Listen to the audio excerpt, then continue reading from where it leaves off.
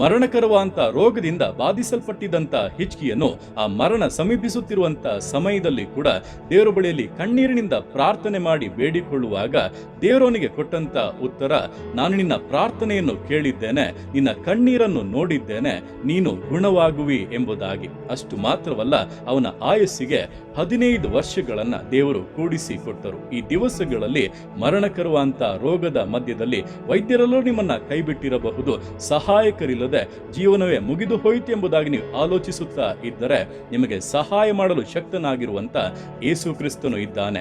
ಆತನ ಬಾಸುಂಡೆಗಳಿಂದ ಗುಣ ಮಾಡಲಾಗದೇ ಇರುವಂತಹ ರೋಗ ಯಾವುದೂ ಕೂಡ ಇಲ್ಲ. ಆತನ ಮುಂದೆ ನೀವು ಭಿನ್ನಯಿಸುವುದಾದರೆ, ನಿಮ್ಮ ಕಣ್ಣೀರನ್ನ ಸುರಿಸಿ ಆತನ ಮುಂದೆ ಬೇಡಿಕೊಳ್ಳುವುದಾದರೆ, ಕಣ್ಣೀರನ್ನು ಕಂಡು ಪ್ರಾರ್ಥನೆಗೆ ಉತ್ತರ ಕೊಡುವಂತಹ ದೇವರು ನಿಮ್ಮ ಜೀವಿತದಲ್ಲಿ ಕೂಡ ಅದ್ಭುತವನ್ನ ಮಾಡುತ್ತಾನೆ. ನಿಮ್ಮನ್ನು ಕಾಡುವಂತಹ ರೋಗವು ನೀಗಿ ಅದ್ಭುತವಾದಂತಹ ಬಿಡುಗಡೆಯನ್ನು, ಆಶೀರ್ವಾದವನ್ನು ನಿಶ್ಚಯವಾಗಿ ಹೊಂದುತ್ತೀರಾ.